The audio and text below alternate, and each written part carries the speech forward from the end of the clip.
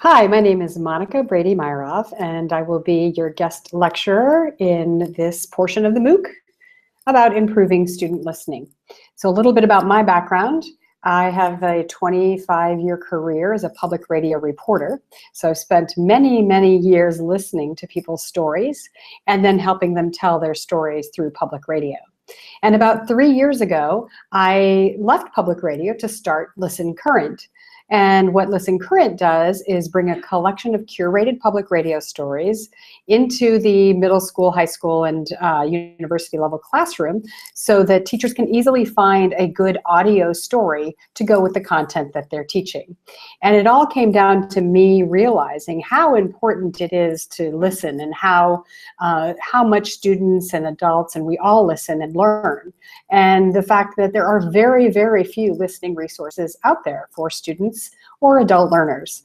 So that's why I left my job a couple of years ago and started this company. We're now have users in all 50 states and around the world. We have more than 40,000 users, and we offer a free service for teachers, and we also have a premium service, which I'll be showing you a little bit of both throughout this course. But what I want to focus on first in this lecture is really talking about some of the research that underlies what's happening when you're listening. How is your brain operating? What are the things going on in your mind and your body while you're listening?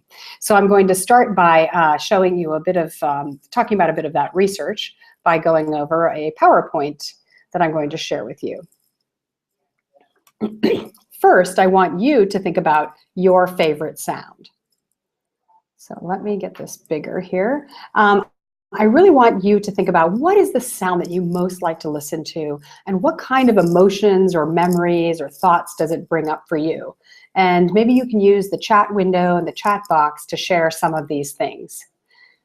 For me, it's the sound of the ocean. I love the ocean. It's such a calming sound, and I love to vacation there every year with my family, and I wish I could live by the sea. I know I live in Boston, which is close to the sea, but personally, I don't live on the sea, and I wish I could hear the lapping waves every single day. So while you're thinking of your favorite sound and sharing that, I also want to play a little bit of audio for you because I want this to be as sound rich as possible, and I want to get your ears warmed up and listening. So I think you'll probably still watch me while we pop over to this great story about insects and how they communicate by sound. Just going to play a little bit for you.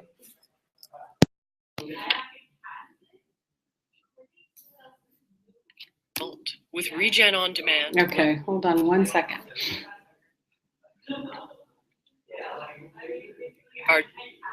Charging and a backup. Just playing the audio underwriting credit, and then we're going to go to the sound of the crickets. What you're hearing are tree hoppers. These are insects that communicate with each other by making leaf stems vibrate. And what you're hearing now are crickets, whose chirps contain encoded messages that convey life or death information. Scientists discovered this vibrational world of insects through close listening. That's what we're calling our project on decoding nature through sound. Today, NPR's Christopher Joyce and audio producer Bill McQuay of the Cornell Lab of Ornithology profiled two scientists who reveal how these insects manage their complex social lives with sound. Lots of animals, including ourselves, can feel sound as well as hear it. Elephants, for example, can communicate by rumbling at low frequencies we can't hear. Whales, too. But you don't have to weigh a ton to rumble. No, in fact, you have to be. All right, that's a little bit of that. That just gives you a taste of, That just gives you a taste of what some of nature sounds like, and maybe it helps you think about what your favorite sound is. I want to go to the next slide now and talk about how I know that you expect your students to listen, and you expect to be listened to, and when you graduate and get a job, your boss is going to expect you to listen.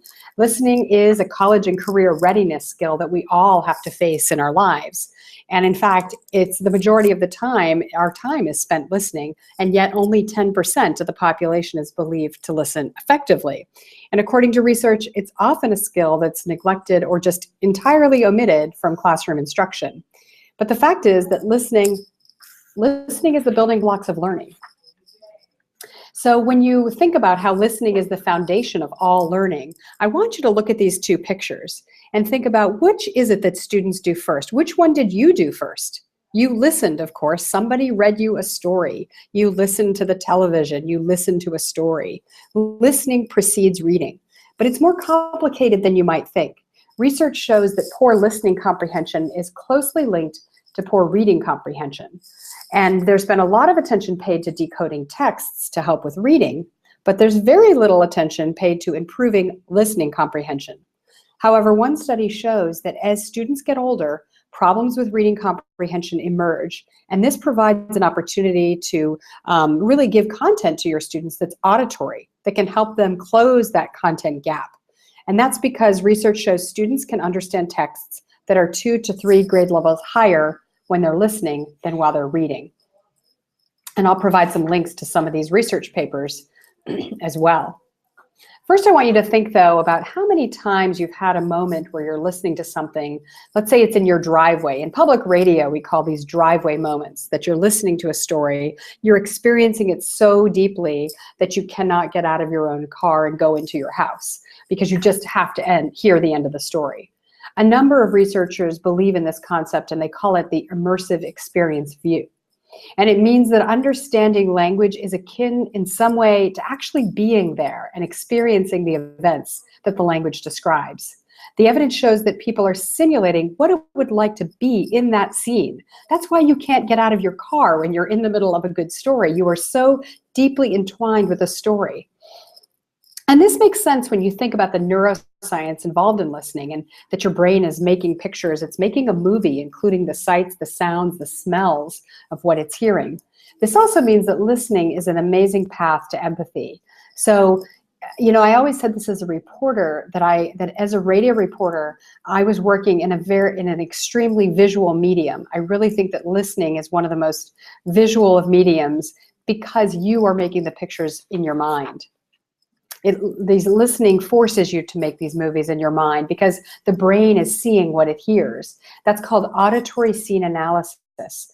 So, you know, when information is given in a traditional way, say a straightforward list of facts and figures, only 2 main parts of the brain light up, Brock's area and Wernicke's area. And these regions handle language processing. However, when we receive information in a story format, not only are Brock's area and Wernicke's areas activated, but there are other parts of the brain that deal with the relevant sensory experiences are turned on. So that means that the brain, again, is visually simulating what it hears, and it even results in eye tracking movements. For example, when someone listens to a story about people on different floors in a tall building, and they're put into an MRI machine and their brain activity is recorded, their eyes track upwards to follow the story with each rising level. They're mentally simulating the scenes as they process the story. In addition, there's visual stimulation of underlying language as well. So when people listen to a story about a ball moving away from them, their eyes tracking the movement. So you're hearing a story about a pitcher in a ball game, and it's 3-2 count, and you're watching the ball, but you're listening to it. Your brain is sending signals to your eye to follow that ball in the story. So that means that, you know, understanding meaning as you listen is really happening in the mind's eye. Now, the best news, too, is that listening can improve. Actually, sorry, I think I'm going to go, yeah, listening can improve. Like most brain functions, you can improve by practicing, and good storytelling helps you as well.